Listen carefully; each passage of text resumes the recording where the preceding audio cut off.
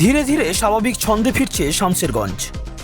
বুধবার ধুলিয়ান শহরের সকল জনপ্রতিনিধি ও বিশিষ্টজনদের সঙ্গে নিয়ে পর্যালোচনা বৈঠক করে এলাকার ব্যবসায়ীদের দোকান খোলার জন্য নিজেই মাইক হাতে নিয়ে প্রচারে নামলেন শামশেরগঞ্জের বিধায়ক আমিরুল ইসলাম। এলাকার ব্যবসায়ীদের আশ্বস্ত করে বলেন, গুজবে কান না দিতে পুলিশ প্রশাসন সচেতন রয়েছে, আপনারা দোকান খুলুন, স্বাভাবিক ছন্দে ফিরে আসুন।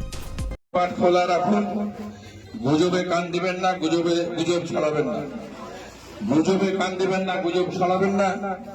আমরা দেখি কাঞ্চনতলা ঘাটে লরি লরি মাল খালি হচ্ছে, কিন্তু গুজব চলছে, গুজব বেঁচে নেই, গুজব মরেনি।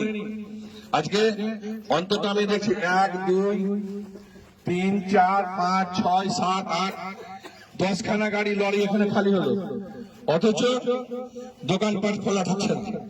লরির লরি মাল খালি হচ্ছে, অথচ দোকানপাট খোলা থাকছে, খুলছেন না। আপনাদের কাছে আমাদের অনুরোধ যে আপনারা দোকানপাট শাটারটা তুলে দাও না, ওরকম রেখেছে, তুলে দাও। দোকানপাট খোলা রাখুন, দোকানপাট খোলা রাখুন। রাস্তায় যানবাহন চলছে, গাড়ি ঘোড়া চলছে, পুলিশের কাজ করছে, আপনারা দোকানটাকে খোলা রাখুন। ছোটাটা তুলো না,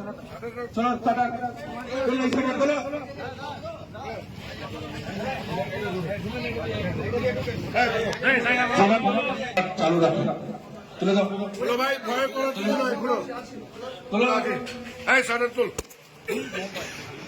ব্যবসায়িক বৃন্দের কাছে অনুরোধ, আমরা আজকে সমস্ত কাউন্সিলর রাস্তায় নেমেছি, দোকানপাট আপনারা খোলা রাখুন।